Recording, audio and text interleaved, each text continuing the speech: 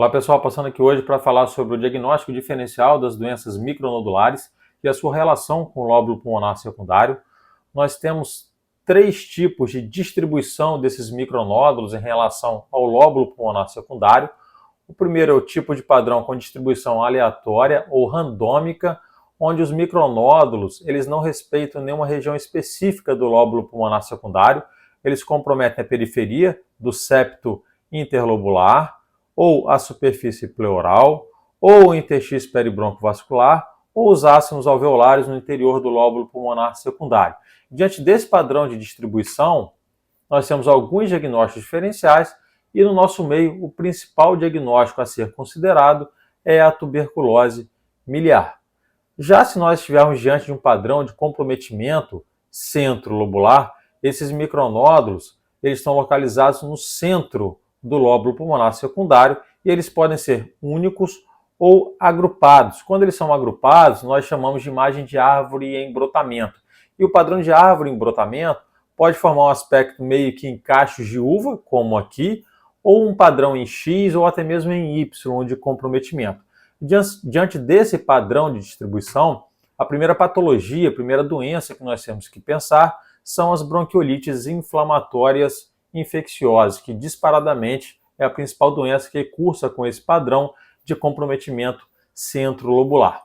Passando para o último padrão de distribuição, que é o padrão perilinfático, onde os micronódulos comprometem a superfície das fissuras, os septos interlobulares, a superfície pleural e o interstício peribroncovascular. Então, de forma esquemática, de novo aqui o interstício peribroncovascular, o interstício septal e a superfície pleural. Diante desse padrão de distribuição perilinfática, nós temos algumas doenças para pensar. Vou citar alguns exemplos aqui: sarcoidose, linfangite carcinomatosa ou silicose. Vamos ver agora alguns casos na prática. Olhem esse paciente aqui, como ele tem diversos micronódulos pulmonares, com maior comprometimento aqui do lobo inferior direito. O aspecto radiológico é muito importante sempre quando nós estivermos diante de micronódulos.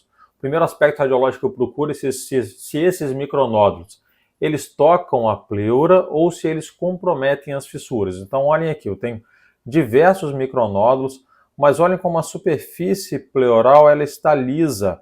Eu não tenho nenhum comprometimento da superfície pleural e eu também não tenho nenhum comprometimento da fissura. Olhem de novo a superfície pleural lisa, sem nenhum comprometimento micronodular.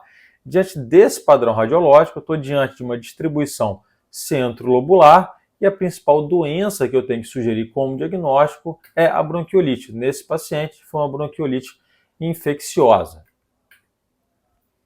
Nesse outro caso, eu tenho outros micronódulos. Alguns deles comprometem a superfície da fissura e alguns comprometem a superfície pleural. Eu tenho vários micronódulos na superfície pleural e na superfície das fissuras. Outros micronódulos na superfície pleural. Diante desse padrão, eu já afasto o padrão centrolobular e eu já afasto o diagnóstico das bronquiolites inflamatórias infecciosas.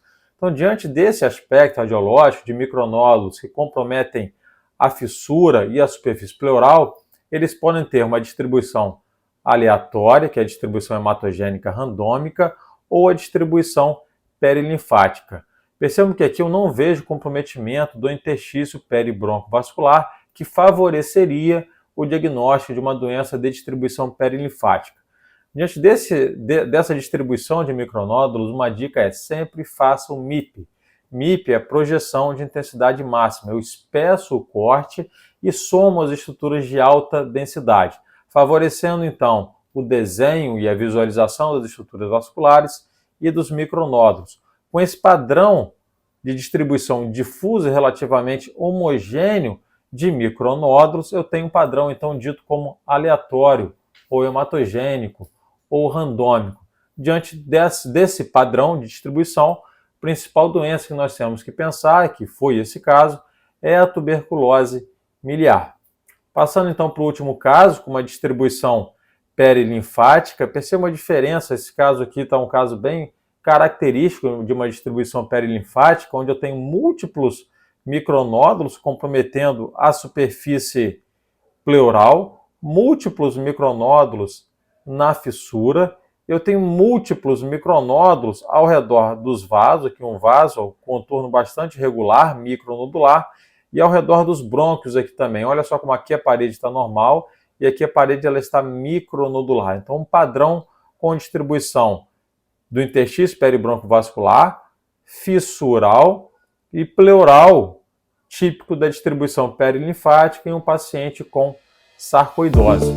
Obrigado pela atenção. Se você gostou do conteúdo, lembra de clicar no sininho para ser avisado dos próximos vídeos.